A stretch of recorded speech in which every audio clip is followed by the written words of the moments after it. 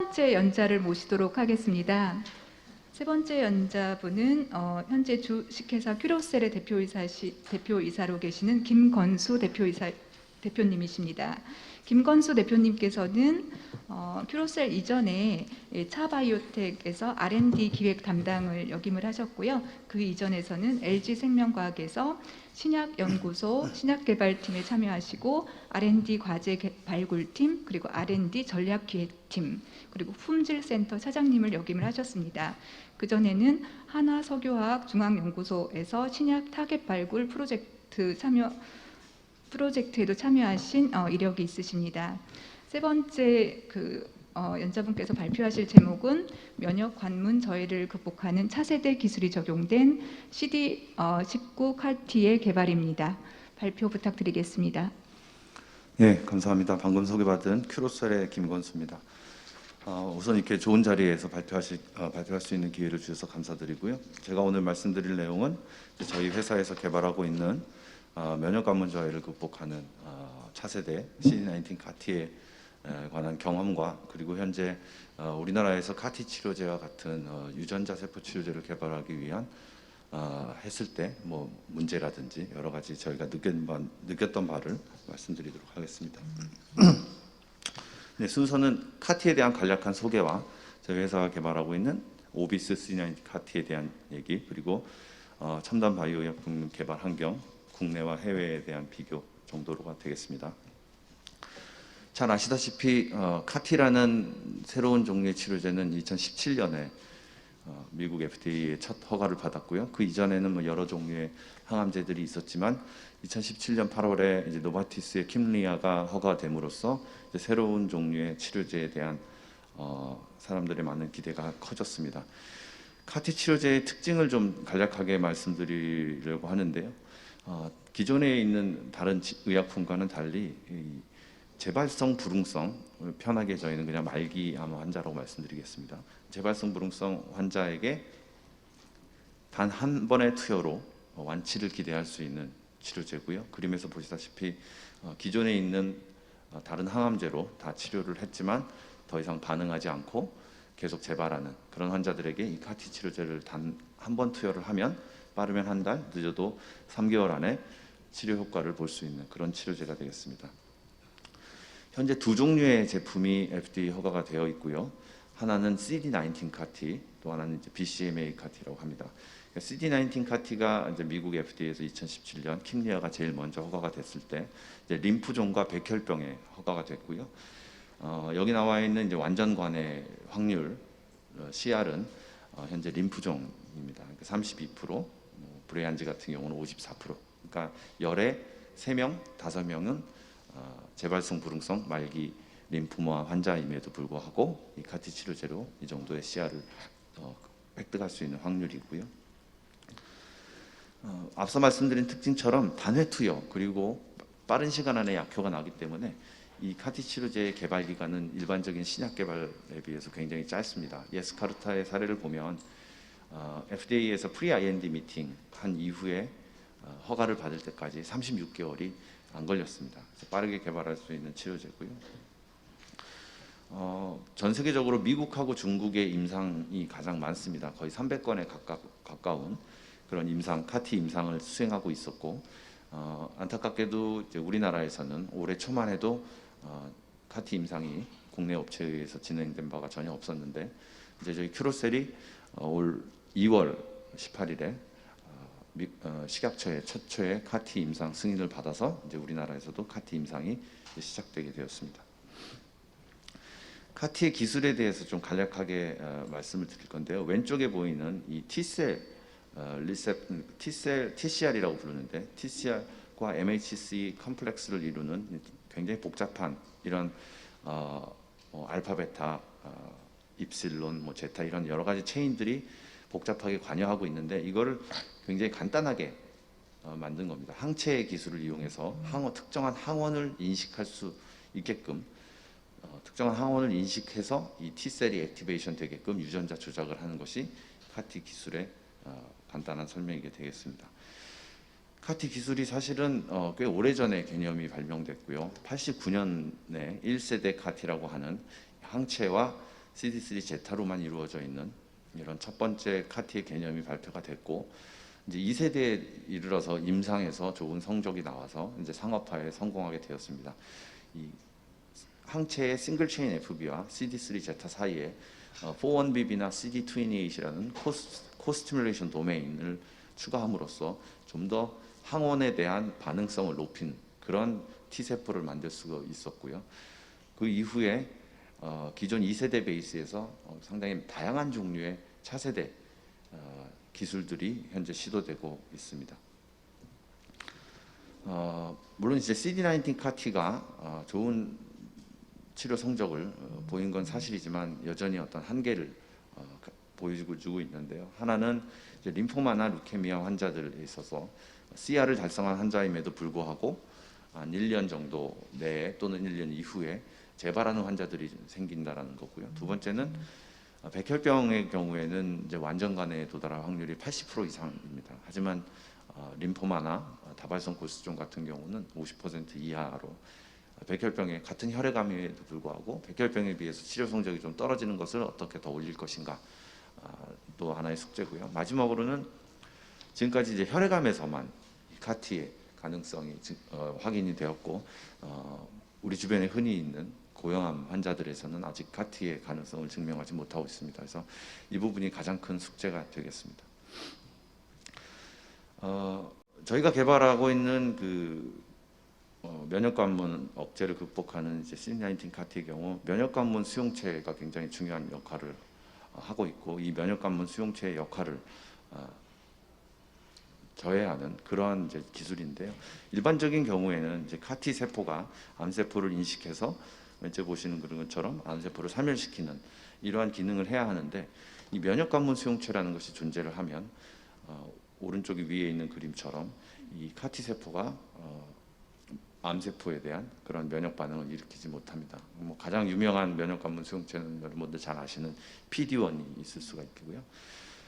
하지만 이 면역관문 수용체를 또 다른 유전자 조작으로 없앴을 때 다시 이 CAR-T 세포의 항암 기능이 회복되는 것을 잘 알려져 있는 사실입니다.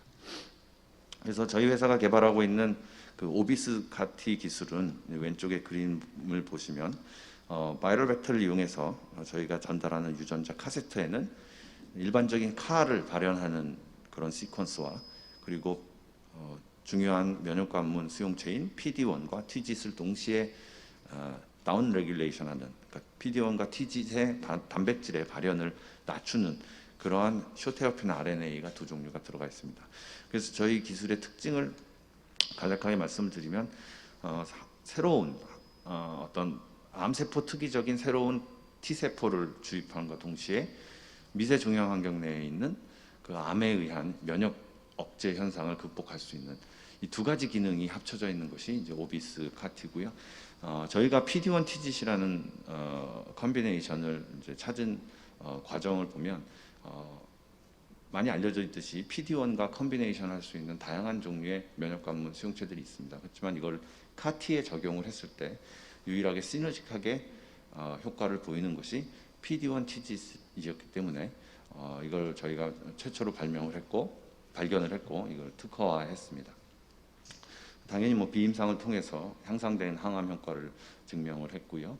공정 자체도 다른 크리스퍼-캐스나인과 같은 유전자 진 에디팅 그 툴과는 다르게 쇼테어핀 RNA가 지속적으로 자동적으로 이 PD-1과 TGIT의 양을 줄여주기 때문에 특별한 공정적인 측면에서의 부담도 없는 그런 기술이 되겠습니다.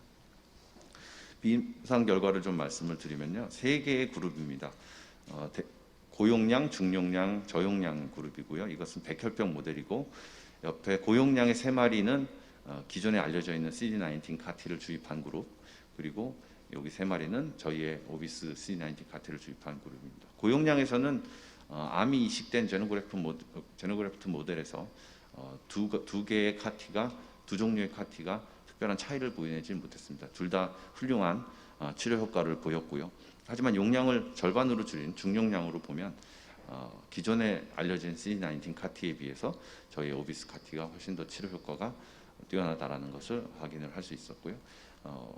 마찬가지로 그 중용량의 또 절반에 투입을 했을 때도 여전히 그러한 경향성은 유지되고 있는 것으로 확인했습니다.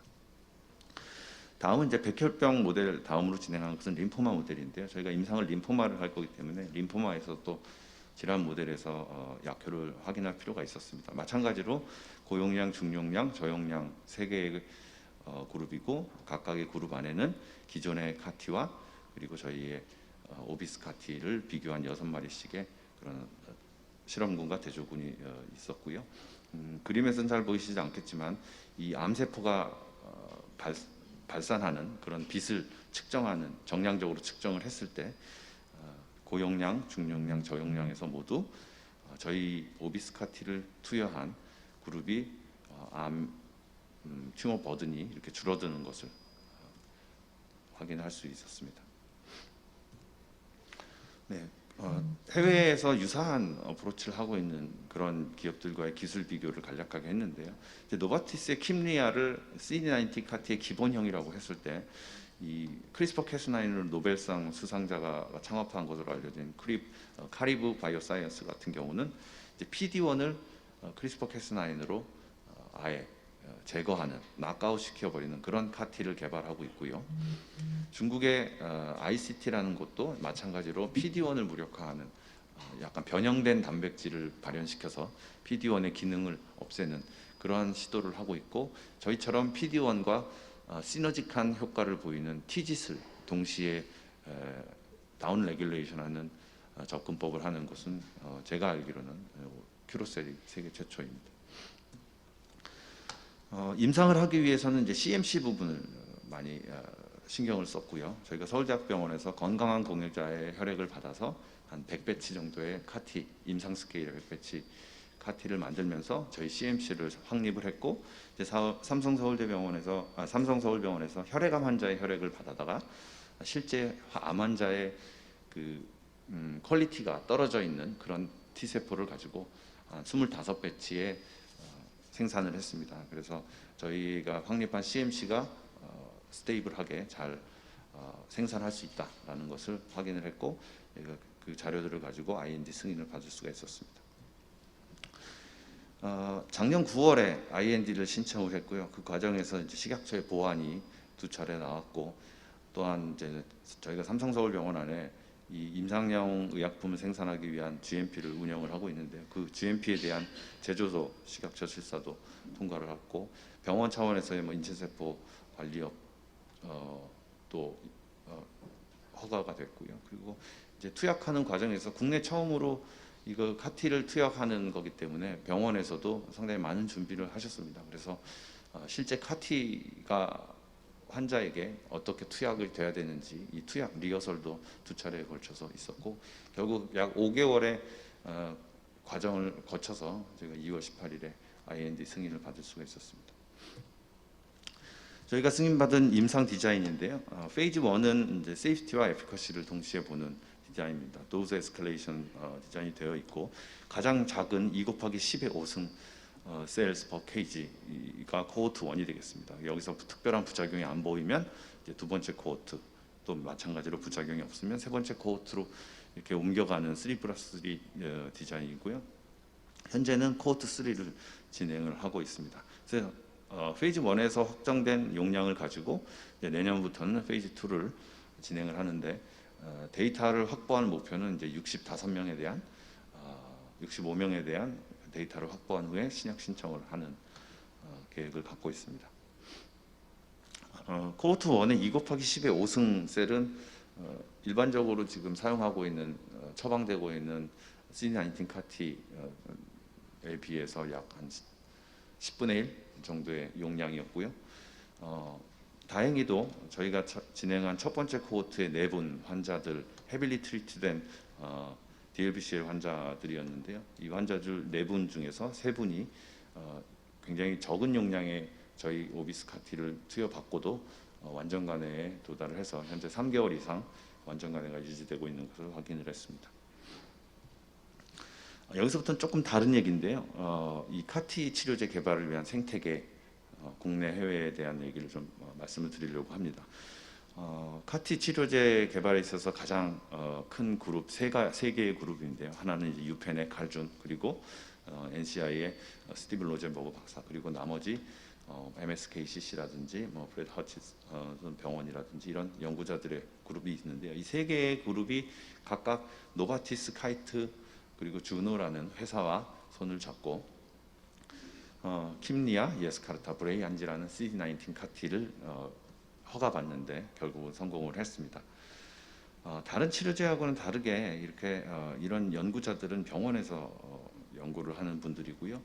새로운 기술을 병원에서 개발을 하고 연구자 임상을 통해서 약 10명 내외의 스몰 스케일의 그런 임상을 진행을 해서 여기서 뭔가 밸류가 찾아지면 그걸 큰 회사에 기술 이전하고 회사에서는 이제 제품화 연구 많은 돈을 투여하게 되겠죠. 그리고 허가를 위한 임상을 진행을 해서 이제 허가를 받는 그런 에코시스템이 만들어져 있고요. 저는 그래서 이 대학이나 병원에서 이 면역세포 치료제를 연구하셔서 새로운 밸류를 찾아내는 분들은 이제 밸류 크리에이션을 한다라고 생각을 하고 있고, 그 기술 이전된 대형 큰 회사에서 이제 허가 임상이라든지 CMC라든지 다양한 많은 비용이 필요한 그러한 쪽은 이제 밸류업이라고 표현을 하고 있습니다. 그래서 결국 밸류 크리에이션이 밸류업으로 이어지기 위해서는 이 새로운 기술에 대한 연구가 소규모의 임상으로 활발하게 전개가 되어야 되는데요.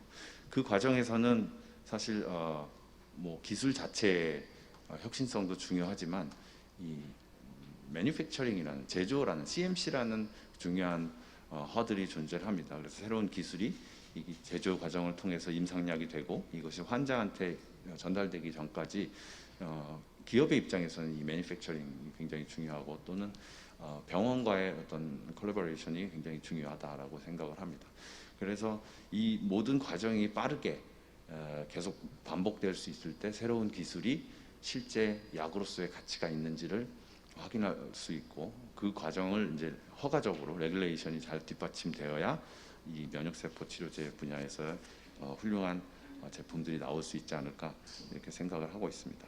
이제 해외 사례 같은 경우 보면 이제 뭐 NIH라든지 유명한 이제 캔서 센터 같은 곳에서 자체적으로 연구자들이 개발한 기술들을 임상을 하는데요. 샘플 사이즈를 보시면 그렇게 크지 않습니다. 10명에서 뭐 20명 사이의 환자들을 대상으로 새로운 치료제를 시도를 했고, 이 치료제가 과연 작동하는지 안 하는지는 금방 확인할 수 있었고요. 안타깝게도 여기 나와 있는 사례들은 대부분 고용암이고, 이 고용암에서는 카티가 작동하지 않았다라는 것을 이제 발표를 했습니다. 그래서 이러한 사례들이 그럼 산업적으로 글로벌 진출에 어떻게 될 것인가, 어떻게 글로벌화 시킬 것인가에 대한 좋은 사례가 이제 중국의 난징 레전드라는 회사의 사례로 말씀드릴 수가 있겠는데요.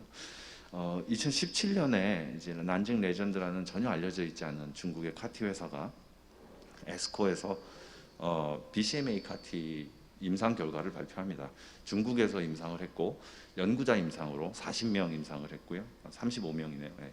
그리고 연구자 임상 결과긴 했지만 오버롤 리스폰스 레이트가 100%라고 발표를 하면서 굉장히 주목을 받았죠. 그리고 이 결과를 보고 이제 존슨앤존슨이 한 3개월 만에 이 프로덕트를 라이센스인을 하게 되고 다음 해 봄에 미국 임상을 시작을 합니다. 그러니까 2017년 봄에 임상을 시작을 해서 현재 허가를 신청을 해놓은 상태입니다. 2018년 봄에 시작을 해서 2020년 말에 신청을 했으니까 굉장히 글로벌화에도 걸리는 시간이 짧은 거죠.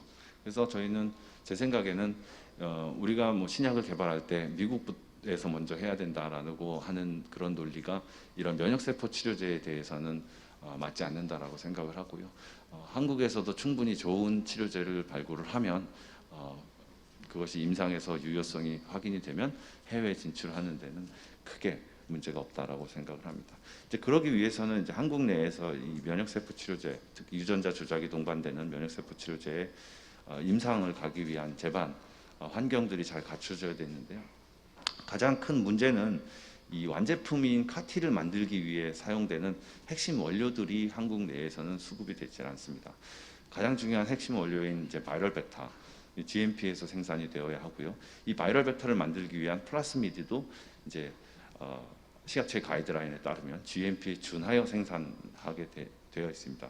하지만 저희 경험상 이 두 가지를 GMP에 준하던 GMP 생산이던 한국에서 이거를 공급할 수 있는 업체가 없고 해외 CDMO에 의뢰를 해야 되는데요.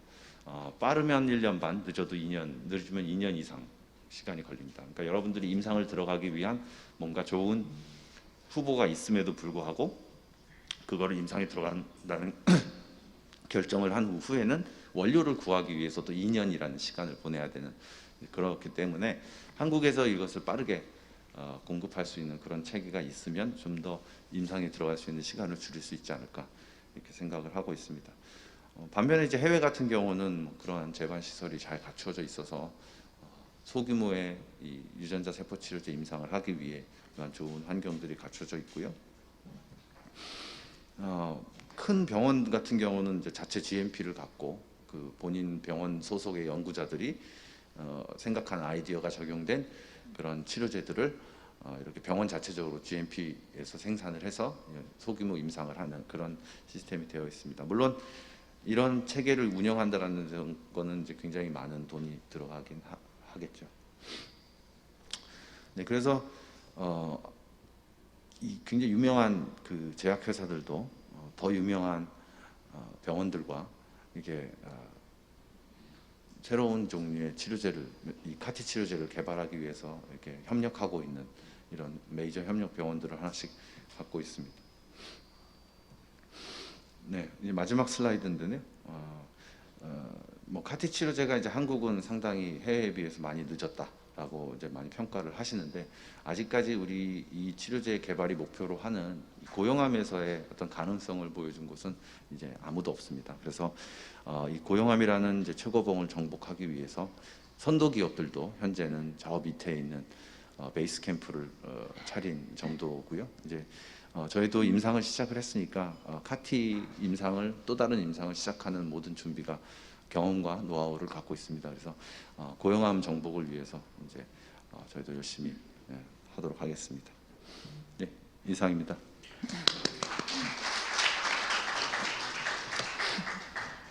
네, 김건수 대표님 정말 그 좋은 발표 감사드립니다. 다시 한번 국내에서 최초로 칼티 임상 시험 승인을 받으시고 또 프라미싱한 결과를 보이고 계시는데 축하드리고요.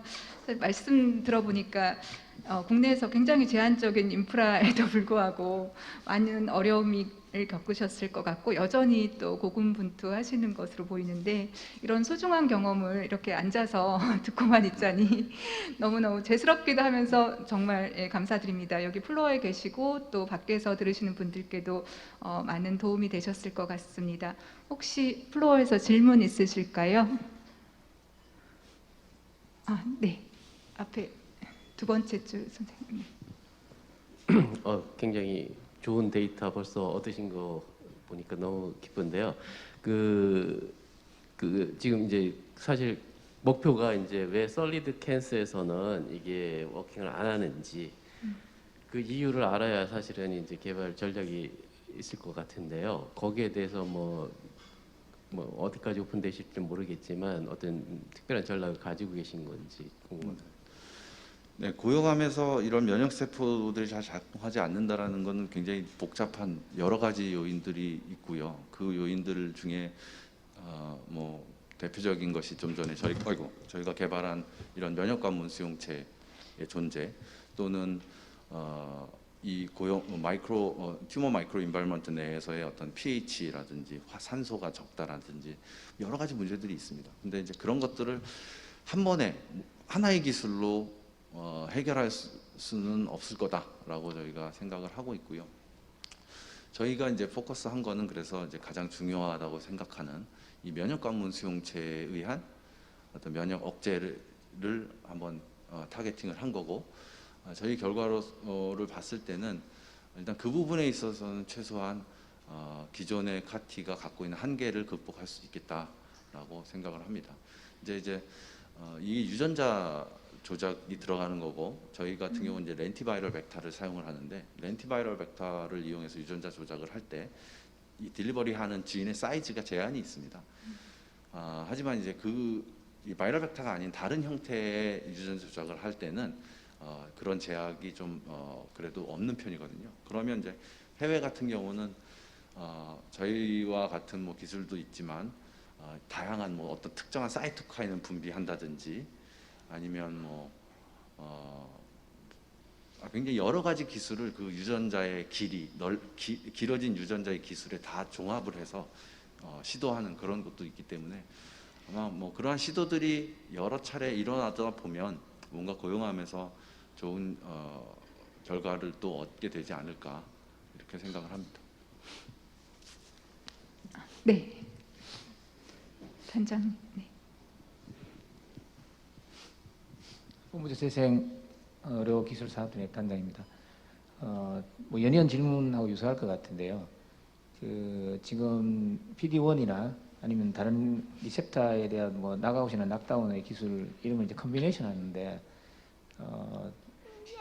암마다 혹시 이제 특별한 그런 리셉터들을 이렇게 받고 뭐 배척하거나 이런 게 있을 것 같긴 한데요. 그러면은 이제 그 안에 있는 여러 가지 유전자들을 굉장히 많은 유전자들도 이렇게 낙다운 시키고 동시에 할 수 있는 그런 기술들도 혹시 큐로셀에서 생각하고 또 개발하고 계시나요? 네, 아까도 말씀드렸지만 딜리버리 할 수 있는 진의 사이즈가 제한이 있다 보니까 저희가 어떻게든 다른 유전공학적인 다른 툴을 이용을 해서 멀티플하게 좀 이 셀을 더 모디파이하는 그런 것도 저희가 시도를 하고 있습니다. 10개까지는 아니더라도 지금 저희가 하나의 진을 익스프레션 시키고 2개를 낙다운을 하고 있거든요. 근데 한 4개 정도까지는 되는 것 같습니다. 네.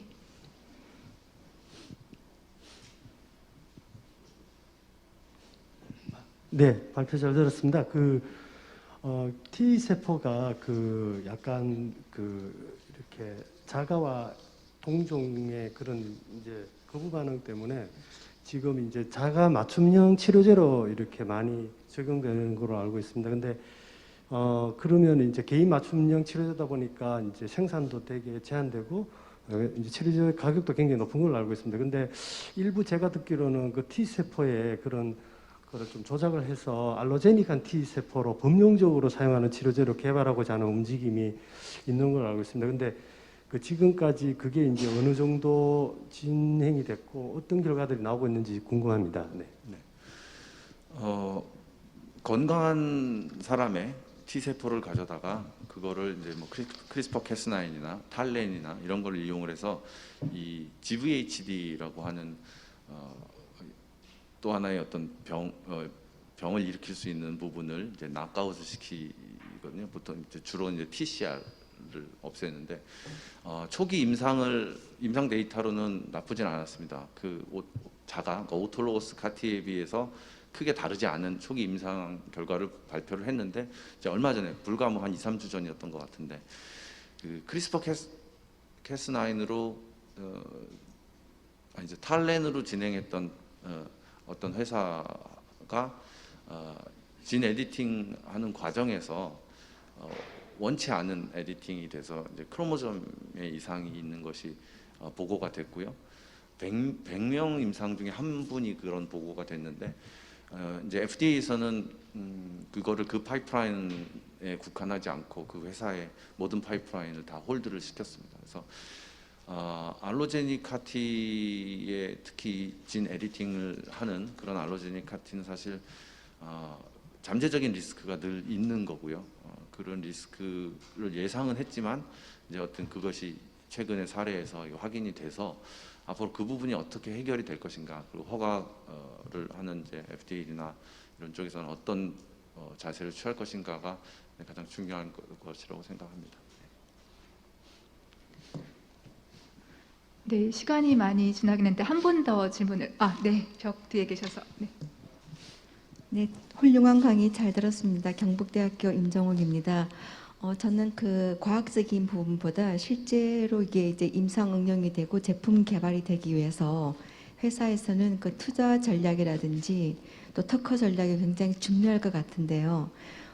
그런 아주 그 빅파마들이 다 몰려서 이제 집중되고 있는 이런 분야이다 보니까 아마도 특허라든지 기술에 관한 권리가 굉장히 좀 빡빡하게 경쟁이 될 것 같습니다. 그래서 이런 그 R&D 과정에서 어떤 특허 전략을 가져야지 이런 세계적인 경쟁에서 경쟁력이 있을지, 그리고 저는 그것이 이제 그 인베스트먼트와 굉장히 밀접한 관계가 있다고 보고, 그래야지만은 이 제품이 이제 성공적이 될 거라는 생각에서 그 특허 또는 기술 권리 확보에 대한 전략에 대해서 궁금합니다. 네.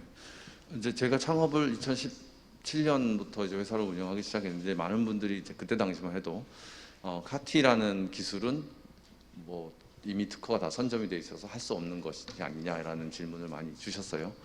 근데 이제 사실은 카티의 원천 특허라고 부를 수 있는 것들은, 아까 그 카티의 발전, 그 1세대, 2세대, 차세대를 말씀드렸을 때 2세대에 있는 그 코스티뮬레이션 도메인을 어떤 거를 쓰느냐가 사실 원천 특허라고 말할 수가 있고요. 그 특허는 2004년에 그 세인트주드에서 다리오 캄파냐라는 분이 출원을 했고, 뭐 돈이 없었는지 아니면 기술의 가치를 그렇게 커질지 예상을 못했는지 원천 특허라고 할 수 있는 부분은 미국에만 출원이 되어 있습니다. 병원에서 아마 출원을 했으니까 그럴 거고, 2004년에 출원한 거다 보니까 불과 이제 뭐 2, 3년밖에 남지 않았어요. 그래서 카티 자체를 개발하는 데는 그 특허가 큰 문제가 되지 않을 거다라고 저희는 생각을 하고 있고요.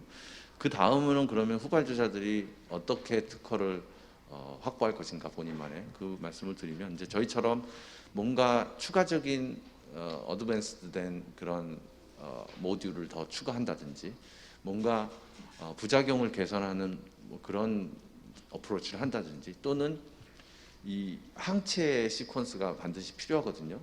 특정한 안티젠을 인식해야 되는 항체 시퀀스를 쓰기 때문에, 그런 항체 시퀀스를 본인만의 서열, 노블한 어떤 서열을 갖는다든지, 그렇게 되면 뭐 특허에 대해서는 본인들이 특허를 갖고 있는 데는 큰 문제는 없습니다.